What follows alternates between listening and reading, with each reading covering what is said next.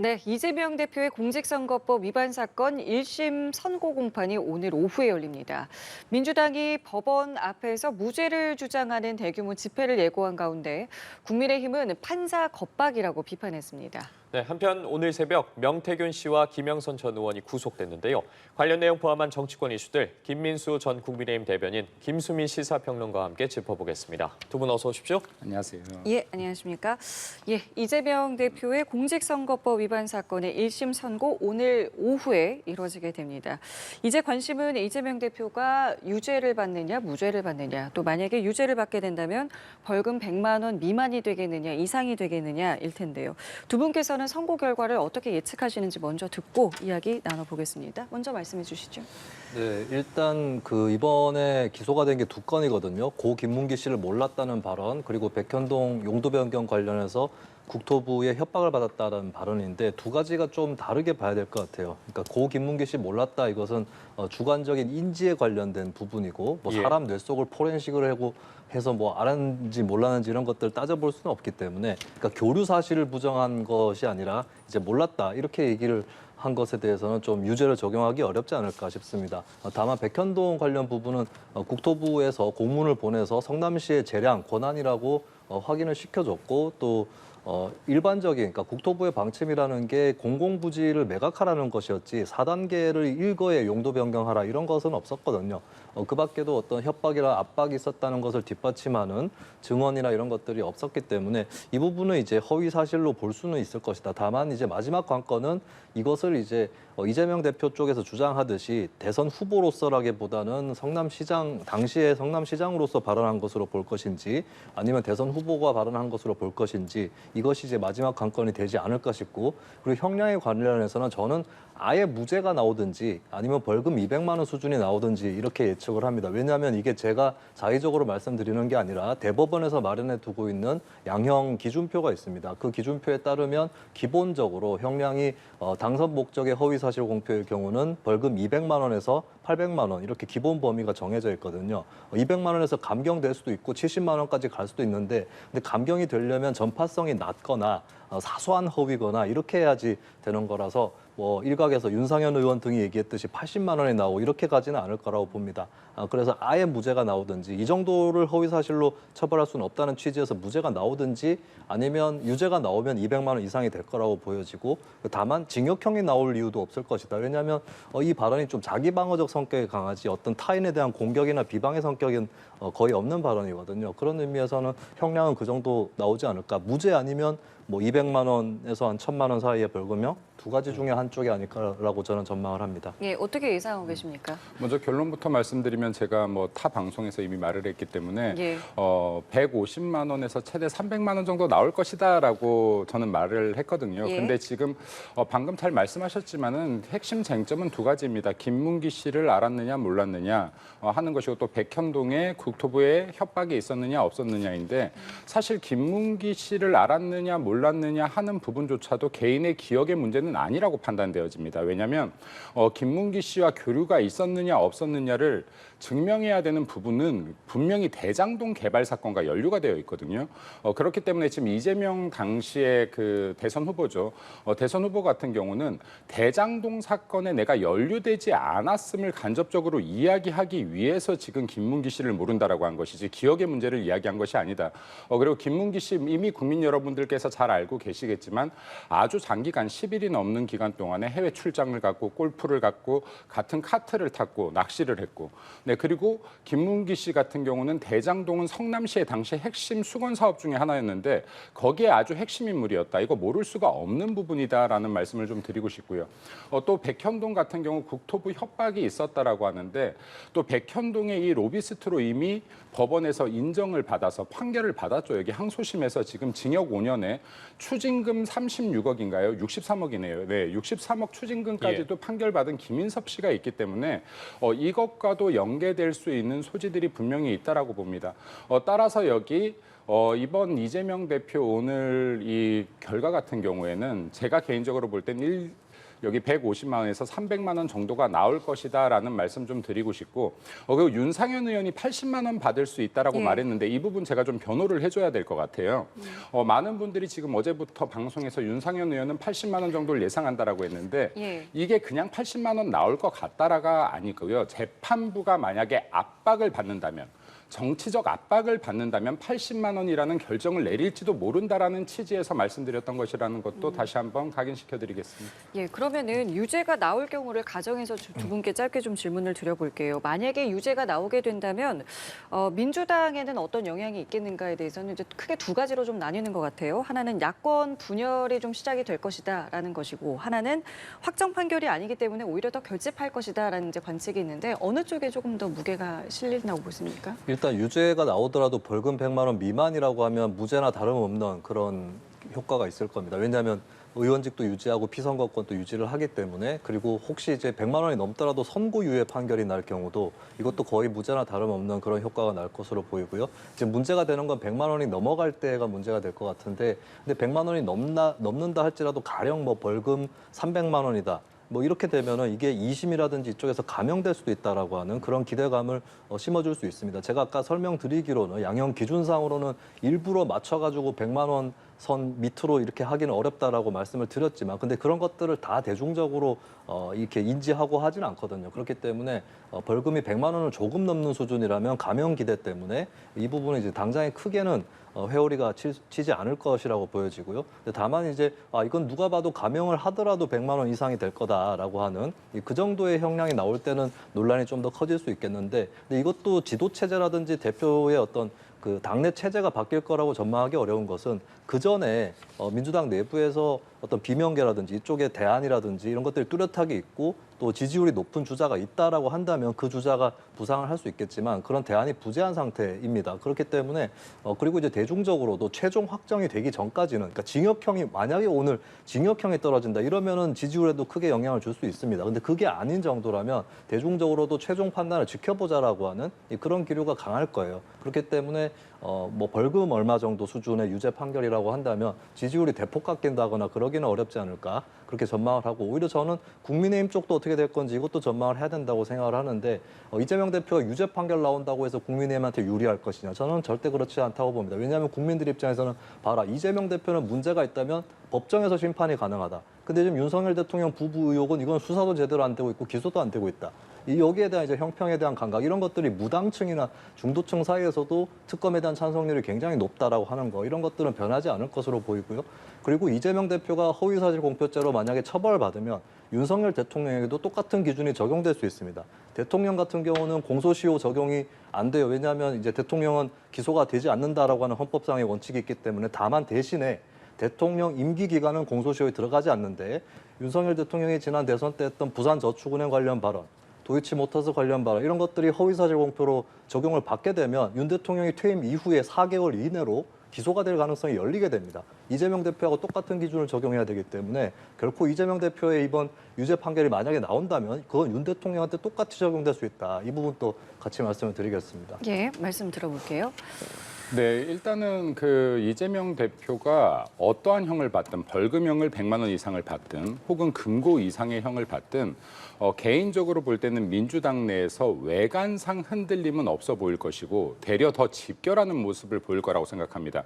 이거는 이재명 대표 외에 대안이 없기 때문이 아니라 지금 이미 민주당의 이재명 대표의 극성 지지자, 개딸로 불리는 극성 지지자들의 영향력이 굉장히 크기 때문에 이것을 잘못 움직였다가는 배신자 프레임에 들어갈 수 있다라고 정치인들이 판단을 할 것이고요.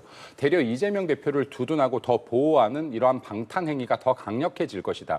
반면에 외부적으로는 이렇지만 내부적으로 물밑으로는 이재명, 포스트 이재명에 대한 준비 작업들이 들어갈 수 있다라고 봅니다. 그래서 지금 여기 1심 같은 경우의 결과는 민주당 내부에서 흔들림은 분명히 있겠으나 겉으로 당장 표출되는 것은 대려 이재명 대표를 중심으로 똘똘 뭉치는 형상과 그 대여 투쟁을 더 강력하게 끌고 가는 모습으로 보여줄 수 있다라고 생각하고요.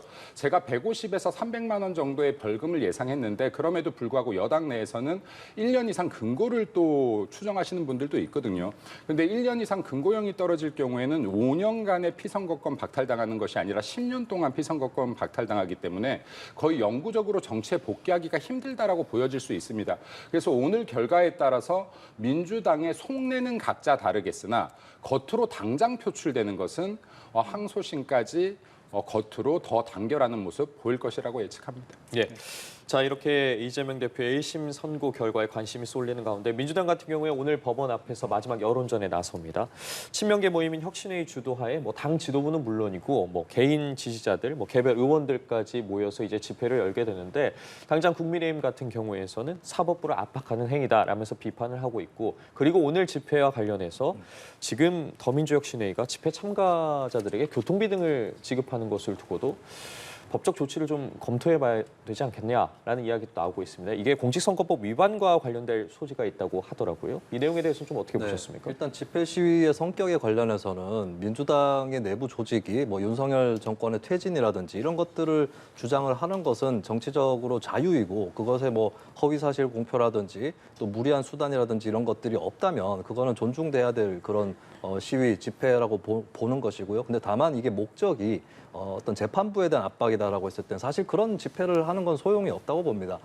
사실 법원 앞에서 거꾸로 반대 진영에서도 보면 이재명 대표를 구속해라 이런 시위를 법원 앞에서 자주 하는데 그런다고 해서 구속하고 그러진 않거든요. 재판부는 주어진 증거에 맞게 정파성을 떨치고 판단을 하는 것이고 아니 사실 법관이 평소에 민주당 지지자라고 할지라도 본인이 봤을 때 유죄라고 생각하면 유죄 판단을 하는 것입니다. 그렇기 때문에 이제 더 이상 대한민국 사회에서 재판 판결을 가지고 구속하라 혹은 무죄다 이렇게 주장하는 일을 없애야 된다고 보고 근데 그게 아니라 윤석열 정부 규탄 집회다 이렇게 되면 그건 이제 당연히 그들로서는 할 수 있는 일이다라고 봅니다. 그리고 이제 교통비 지급의 문제는 이게 회원들에게만 교통비를 지급한다면 그것은 문제될 것은 없다고 봅니다. 그런 일을 하라고 이제 내부적으로 자금을 모아둔 그런 성격도 있을 수 있고 그거는 이제 내부적으로 판단을 해서 이런 일에 추가적으로 알아서 좀 객출을 해서 개별 책임으로 해서 할 건지 아니면 조직에서 좀 쌓아둔 돈으로 집행을 할 건지 이거는 내부적으로 민주적으로 논의해서 결정을 하면 되는 일이죠. 근데 만약에 이제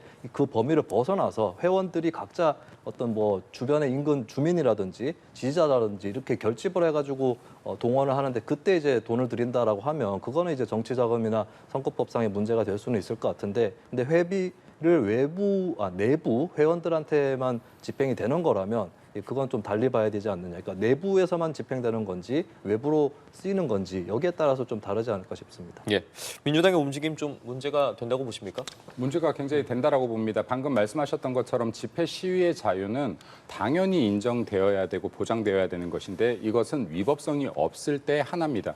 집회 자유를 누리는 것에 위법성이 포함된다면 당연히 안 되겠죠. 불법 시위 당연히 안 되는 것이죠. 근데 대한민국 법에는요. 어떠한 단체든 정치를 목적으로 해서 후원할 수 없게끔 되어 있습니다. 이것은 기업도 마찬가지고 조직도 마찬가지고 단체도 마찬가지입니다. 이게 가능하다라고 하면은 돈이 많은 단체들 같은 경우는 후원을 통해서 그리고 금품 지원을 통해서 금권 선거를 합법화시키는 효과를 가져올 것입니다. 근데 이번 집회는 명확하게 정치적인 성격을 가지고 있다 하는 것을 지금 첫 번째로 두어야 될 것이고요.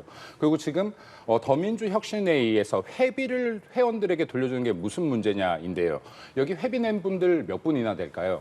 그리고 지금 비행기 표값도 되겠다, 버스 값도 됐다 하는데 그 버스에 회원만 탄다라는 보장 어디 있을까요?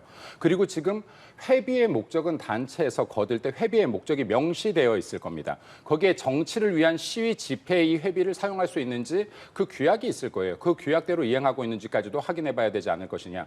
당연히 불법이라고 봅니다. 만약에 이게 집행된다라고 하면 이거는 정치자금법 위반의 문제도 있을 것이고 공직선거법상 위반이 행위가 분명히 있을 것이다. 그렇기 때문에 이는 여기에 수사 의뢰가 반드시 여당에서 들어가져야 된다라고 보고요.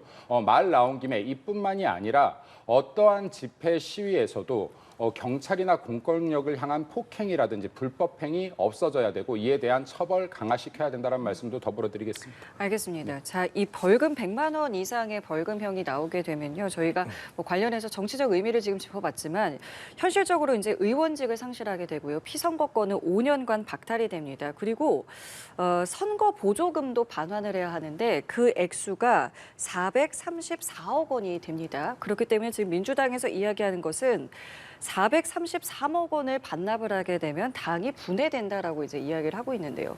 관련해서 한동훈 대표는 이거 아니다. 433억 원 해도 남는 게 500억 원이다. 이거 자해 마케팅이다라고도 주장을 하고 있거든요. 이 부분에 대해서는 네. 어떻게 좀 보고 계십니까? 이거 좀 그렇게 본질적이지 않은 부분에 대해서 계속 논쟁을 하는 것 같아요. 그러니까 이거는 명백한 거는 만약에 벌금 100만 원 이상의 형을 이재명 대표가 받게 되고 그것 때문에 결국에는 이제 이게 최종적으로 확정이 되면 이거는 뭐 다른 이론의 여지 없이 이 선거 보조금은 반환이 되는 겁니다. 근데 그거 하느냐 마느냐의 문제인 것이지 이게 뭐 되고 나서 어떻게 될 거냐 그 문제는 아닌 것으로 보여져요. 그래서 이게 중요한 문제는 아니다. 그다음에 민주당 재산이 어떻게 되느냐 이것보다는 이렇게 될 건지 안 될 건지 이걸 법정에서 먼저 다투고 있는 과정이다라고 하는 것 이게 중요할 것 같고 그리고 국민의힘은 좀 속이 없어 보이는 게 이게 남의 얘기가 아니게 될 수도 있습니다. 제가 아까도 말씀을 드렸지만은 자, 일례로 들어보겠습니다. 윤석열 대통령이 지난 대선 때 부산저축은행 수사 때 왜 대장동 일당의 알선수재 브로커를 놓쳤느냐 이 부분에 대해서 애초에 수사 대상이 아니었다라고 얘기를 했어요. 근데 얼마 전에 드러난 것은 그 수사 대상이라고 꼽혔던 조우영 씨 관련해서 검찰에서 당시 대장동 일당의 진술도 나왔고 그리고 조우영 씨에 대해서 바로 그 직후에 출국 금지 요청이 내려진 것을 확인이 됐습니다. 그리고 그 출국 금지 요청서에 보면 전결에 윤석열 대검 중수 2과장이라고 다 적혀 있어요. 이게 이제 결국에 허위사실 공표죄로 기소가 될 가능성이 저는 높다. 이게 정상적으로 판단하면 검사나 판사나 기소를 하고 유죄를 줄 가능성도 높다고 보는데 그렇게 되면 대통령 같은 경우는 현직 기간에는 기소가 안 되지만 끝나고 나서는 기소가 될 수 있습니다. 그렇게 해서 만약에 벌금 100만 원 이상이 나오게 되면 윤석열 대통령 당선 무효가 되는 것이고 국민의힘도 수백억 선거 보조금 반환을 해야 되는 거거든요. 그러니까 우리 좀 생각을 해봐야 될 게 저는 이재명 대표가 그 허위사실 공표죄로 유죄 받을 수 있다고 봐요. 근데 이건 있어요. 유죄를 100만 원 이상 받는다고 해서 비선거권이 아예 박탈되고 당이 수백억 원을 돌려내는 것이 맞느냐. 이 부분은 법학자들 사이에서도 위헌 요소가 있다라고 하는 얘기가 있거든요. 이건 정말 따져봐야 됩니다. 국민의힘도 남의 일로만 생각할 것이 아니라 이게 일반 원칙적으로 옳은지 이 부분 따져봐야 되는 거고 저는 민주당도 헌법소원이라든지 위헌법률 심판 신청이라든지 이런 것들을 해보면서 이 조항 자체에 대해서도 좀 따져볼 필요가 있다. 이 말씀 좀 같이 드리겠습니다. 여러 질문의 답변을 이제 국민의힘도 절대로 지금 이 부분을 뭐 쉽게 봐서는 안 된다라는 말씀을 이제 계속해서 강조를 좀 해주시고 계시는데요. 지금 혐의에 대해서는 일방적인 주장이라고 보여지고요. 그리고 예를 들어서 국민의힘이 만에 하나 일어난 문제가 있다라고 하면 국민의힘이 됐든 그 대상이 민주당이 됐든 법에 대한 처벌을 당연히 받아야 되는 것이죠. 그러라고 법이 있는 것이고 그렇기 때문에 우리가 여기에 법치 국가 대한민국인 겁니다. 법의 근간을 흔든다는 것은 법 질서를 흔드는 것이고 결국엔 대한민국 체제를 흔드는 것인데요.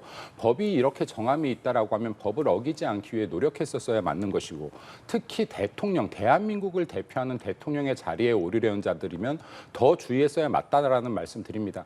그리고 다시 반환해야 되는 돈이 434억이건 4,340억이건 민주당에서 이 제합당한 판결이 나오고 그 기준이 있다라고 하면 당연히 반환해야지 되는 것도 여기에 국민에 대한 의무이고요.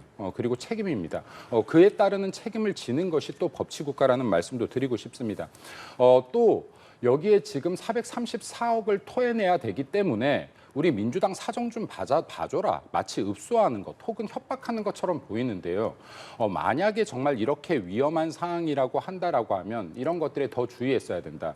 그리고 선거법을 이렇게까지 엄하게 규정하고 있는 것은 대한민국 투표의 결과를 바꿀 수 있는 아주 위험한 민주주의를 흔들고 무너뜨리는 아주 위험한 재질 나쁜 범죄이기 때문에 그렇다라는 말씀도 드리겠습니다. 예, 자 이렇게 정치권의 시선이 오늘 오후 이재명 대표 1심 선고에 가 있는 가운데 어제는 이재명 대표의 부인이죠. 김혜경 씨가 공직선거법 위반 사건으로 1심에서 벌금 150만 원을 선고받았습니다. 관련한 내용에 대해서는 두 분께서 어떻게 보셨는지 이 부분은 좀 짧게 부탁드릴게요. 네, 저는 뭐 형량 자체는 뭐 적정한 형량으로 나왔다고 보고요. 왜냐하면 이제 기부금인 건 사실인 거고 김혜경 씨는 몰랐다고는 하지만 그 집행 과정이나 이런 것들을 보면 이제 모르게 할 수는 없는 이런 사정들이 인정이 됐기 때문에 그런 판결이 나온 것이다라고 봅니다. 그래서 김혜경 씨 측에서도 전략을 뭐 무조건 무죄다 이런 식으로 앞으로 항소심 전략을 짤 것이 아니라 어느 정도의 이제 과실이라든지 이런 것들로 좀 인정하는 그런 태도를 취하는 게 중요할 것 같고요. 근데 중요한 거는 이번 재판은 사실 그 한 끼 식사에 대한 그 선거법 위반 재판이거든요. 이제 앞으로 더 중요한 것이 이제 법인카드 유용의 배임 혐의 뭐 국고손실 혐의 여기에 대한 재판일 것 같은데 여기에 대해서 좀 철저하게 다들 제대로 준비해야 되지 않을까. 그리고 제가 좀 의문인 거는 이 사건은 줄거리가 그렇게 복잡하지 않은데 검찰에서 기소하는 게 너무 늦어지고 있어요. 이런 부분들은 검찰도 수사를 좀 서둘러야 된다라는 말씀을 좀 드리겠습니다. 예. 네, 방금 하셨던 말씀에 전적으로 동의하고요. 먼저 어제 판결 같은 경우를 보면 무긴 방조, 그러니까 이걸 알면서도 방조했다라는 부분에 대해서 아무래도 가중이 된 부분이 좀 있는 것 같고요. 그리고 또 그 시기가 대통령 선거와 맞물렸다, 굉장히 맞물렸다 하는 점에서 그랬던 것 같은데 이러한 정황들을 판단한다라고 하면 오늘 이재명 대표의 결과도 어느 정도 예측할 수 있지 않을까 생각되어집니다. 네. 그리고 어제 야당 주도로 김건희 여사 특검법이 본회의를 통과한 가운데 여당 의총에서 특별감찰관 추진이 당론으로 추인이 됐습니다. 그동안 뭐 여당이 주장해왔던 북한 인권재단 추천과 관련해서는 뭐 연기를 하지 않는 것으로 정해졌는데 민주당에서 그동안 입장 관련한 변화가 있을 거라고 보십니까? 일단 이거는 저는 원칙적으로 특감하고 특검은 다 실시를 해야 된다라고 보고 민주당도 야당으로서 이게 둘 다 되도록 노력을 할 필요가 있을 것 같은데 근데 당장에 둘 다 되기 위해서라도 좀 특감을 바로 받아들이기는 어려운 측면이 있을 거예요. 지금 국민의힘 분위기가 특감 쪽으로는 의외로 친윤계 친한계 갈등이 봉합이 되면서 합의가 됐어요. 근데 이게 뭘 의미하냐면 특감은 특검을 막기 위한 그런 그 고육지책이다라고 하는 그런 그 공감대가 당내에 있었기 때문인 거고 결국에 지금 특감 임명이 사실 특감 임명은 법대로 원래 처음부터 진작부터 했었어야 될 일인데 새삼 이렇게 하면서 특검은 할 필요가 없다. 이런 식으로 생각하는 이제 기류가 굉장히 겉으로 보기에도 강하거든요. 이런 차원에서 민주당이 곧바로 그럼 특검을 이렇게 무마시키기 위한 특감 이것을 곧바로 받아들일 수가 있을까? 이 부분은 의문입니다. 그래서 민주당도 이제 특검에 대해서 사실 한동훈 대표가 특검 입장에 대해서 분명히 해야 됩니다. 사실 최혜병 특검에 대해서도 제3자 추천 특검 얘기를 해놓고는 지금 약속을 파기하고 언급을 하지 않고 있거든요. 그리고 영부인에 관련된 특검도 확실하게 언급을 해줘야 되는데 그 언급을 듣기 전에는 특별감찰관 추진에 민주당이 바로 하기는 어렵지 않을까 그렇게 보입니다. 그런데 다만 이제 민주당도 국민들을 좀 믿어야 되는 게 국민들을 속지 않습니다. 국민들이 국민의힘이 특감을 했기 때문에 특검을 안 해도 된다 이런 논리를 펴겠지만 국민들은 특감은 특감대로 하고 특검은 특검대로 해야 된다라고 생각하는 분들이 많거든요. 민주당이 그런 국민들을 믿고 둘 다 될 수 있도록 해야 된다.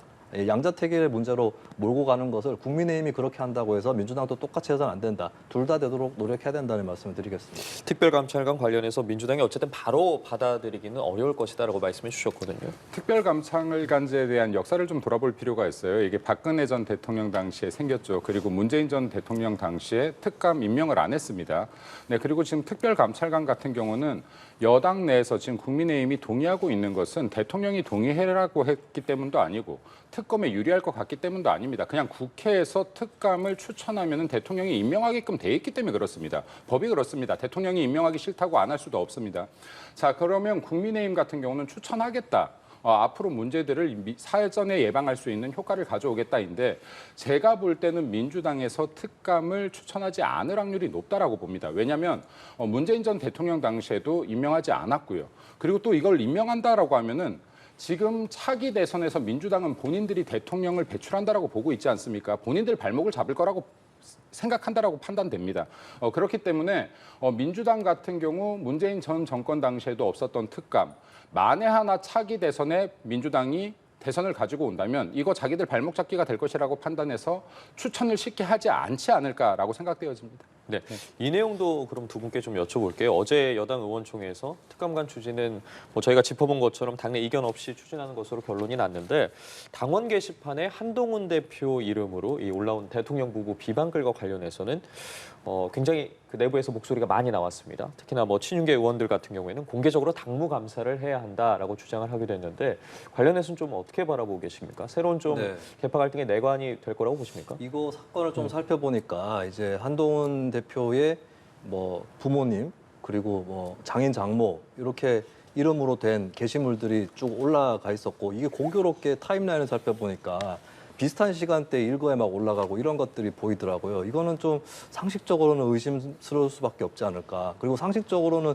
이 양가의 어른들이 모여가지고 무슨 같이 윤석열 대통령을 비방하는 글을 올려보자 이랬을 것 같지도 않거든요. 누군가가 이거를 좀 빌려갔거나 아니면 자의적으로 이걸 뭐 가입을 해서 했거나 작업을 했을 가능성이 있어요. 그래서 뭐 장해찬 전 최고위원 같은 경우는 드루킹 사건에 비유를 하던데 제가 봤을 때는 드루킹보다는 국민의힘판 해경궁 김씨 사건, 예, 그 사건이 이제 트위터에 글이 올라갔는데 이게 뭐 서버 추적이 안 되니까 이제 일단은 중간에 중단이 됐는데 이 부분은 좀 제가 봐도 의심스럽긴 합니다. 그래서 이게 뭐 그 한 정당 내부의 일이긴 한데 뭐 개인 정보라든지 이런 것에 뭐 이렇게 침해하는 그런 것들이 없다고 하면은 그 당무 감사를 해보는 것도 방법이 아닐까 싶긴 한데 근데 이게 당무 감사 여부를 떠나서 한동훈 대표 좀 어깨가 무거울 것 같아요. 왜냐하면 이거를 당무 감사감이 아니다라고 판정이 날 수도 있고 혹은 개인 정보나 당원의 어떤 정보 때문에 그렇게까지 추적을 할 수 없다라고 판정이 날 수도 있어요. 근데 이것이 이제 찜찜하게 의혹에 남아 있으면 한동훈 대표도 부담이 될 수밖에 없지 않을까.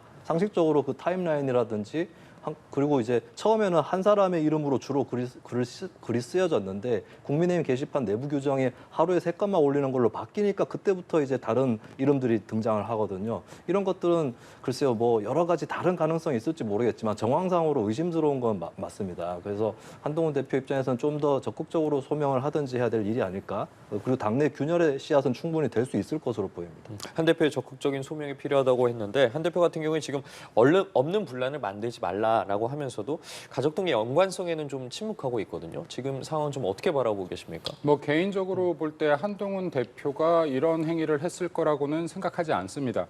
하지만 지금 이제 이 부분들을 몇 가지 짚고 지나가야 되는데 당원 게시판에 글을 쓰기 위해서는 주민등록부터 개인 신상이 다 들어간 회원가입이 돼야 되고 그리고 그 회원이 로그인을 해야 됩니다. 그러니까 회원 당사자가 아니면 글을 쓸 수가 없는 구조이다라는 것이고 방금 말씀하셨다시피 이게 원래 1일에 한 명이 쓸 수 있는 게시글의 개수가 제한이 없었습니다. 그러니까 하나의 아이디로 계속해서 동일한 비슷한 글을 써서 여론을 약간 움직이려고 했던 것들이 있거든요. 그리고 이게 마치 많은 당원들의 여론인 것처럼 방송들에서도 꽤 나왔었습니다. 근데 이게 한 명이 3개 이상의 게시글을 쓰지 못하게 한 순간부터 갑자기 아이디가 늘었어요. 그리고 이 아이디들이 글 쓰는 시기가 다 겹칩니다. 그럼 비슷한 시간대에 지금 3개뿐이 못 쓰다 보니 많은 글을 쓰기 위해서 많은 아이디가 필요했을 걸로 추정이 됩니다. 이건 역시도 지금 당원 게시판에 여론을 움직이려고 했던 정황들이 있고 또 언론들에서는 이게 마치 국민의힘 당원들의 여론인 것처럼 계속해서 보도가 나갔던 것들도 있기 때문에 굉장히 심각한 문제이긴 하다. 당원 여론 조작이라고 봐야지 맞는 것입니다. 그리고 이 게시글들의 내용 수준이 처참하다. 굉장히 수준이 낮고 악의적이고 그리고 사실에서 어긋난 명예훼손적 글들도 굉장히 많다입니다. 그렇기 때문에 지금 이런 부분은 한동훈 대표가 오해를 받아서도 안 되고 오해를 일으켜서도 안 된다. 빠르게 조사를 해서 이거 굉장히 간단합니다. 왜냐하면 다른 가족분들의 이름 같은 경우는 특이해서 이게 동명이인 찾기가 쉽지 않고요. 한동훈 대표 같은 경우는 약 7명 정도의 동명이인이 있는데 이거 7, 8명 로그인 기록만 확인한다라고 하면 이게 금방 그 대상이 누구인지 알 수 있다. 수사를 통해서라도 빠르게 판단해서 이게 내부의 분열을 조기에 없애는 것이 맞다라고 생각되어집니다. 알겠습니다. 자, 끝으로 이 부분도 여쭤보겠습니다. 공천 개입 의혹 등을 받고 있는 이제 명태균 씨와 김영선 전 의원이 오늘 새벽에 구속이 됐습니다. 법원은 증거 인멸을 이유로 구속 결정을 내렸는데요. 이제 관심은 그렇다면 이제 이 수사가 어디까지 갈 것인지 방향은 어디로 갈 것인지인데요. 어떤 부분을 좀 지켜보고 계시는지요? 네, 일단 뭐 구속영장이 발부가 됐기 때문에 명태균 씨는 이제 자기 방어의 노력, 그동안의 어떤 시도 이런 것들이 물거품이 됐다라는 것을 인식을 하게 될 것 같아요. 그러면 조금 더 솔직하게 얘기를 할 수 있게 되지 않을까 싶고 현재까지 이제 규명이 본인이 해명을 하지 못했던 것들, 뭐 김영선 전 의원의 세비를 받아간 부분이라든지 이런 것들, 그리고 이제 여론조사를 그렇게까지 해야 될 이유가 무엇이었는지, 또 무엇을 대가로 바라고 있었는지, 한간에서 강혜경 씨 등은 대통령실에서 발주하는 그런 조사를 받을 목적이 있었다 이런 얘기도 했는데 이런 부분들을 좀 집중적으로 규명할 수 있는 시간이 이제 구속 이후에 좀 열리지 않을까. 검찰이 제대로 된 수사가 정말 필요한 골든타임의 시점이다라고 생각합니다. 예, 어떤 부분이 좀 수사가 진행될 것 같으십니까? 먼저 구속 수사이기 때문에 빠른 속도로 수사가 진행될 것으로 판단되어지고요. 예. 제가 명태균에 대해서 많은 분들이 이게 정치 브로커 하는데 네. 지금 이 정도 수준이면 정치권에서 거의 약팔이에 가깝다라고 보여집니다. 그러니까 내가 정말 이런 사람도 알아, 이런 사람도 알아, 내가 공천 줄 수 있어 하면서 공천 대가를 요구하기도 했던 정황들이 지금 보여지는데요. 이런 이런 것들은 지금 수사를 제대로 해야 된다. 제대로 해서 이게 끝선이 어디든 간에 명확하게 수사를 해서 제발 이런 일들이 대한민국 정치에서 다시 일어나지 않도록 조치하는 것이 필요하다고 생각합니다. 네. 예, 알겠습니다. 오늘 두 분과 정치권 이슈 다뤄봤는데요. 김민수 전 국민의힘 대변인, 김수민 시사평론가와 함께했습니다. 고맙습니다. 또 감사합니다.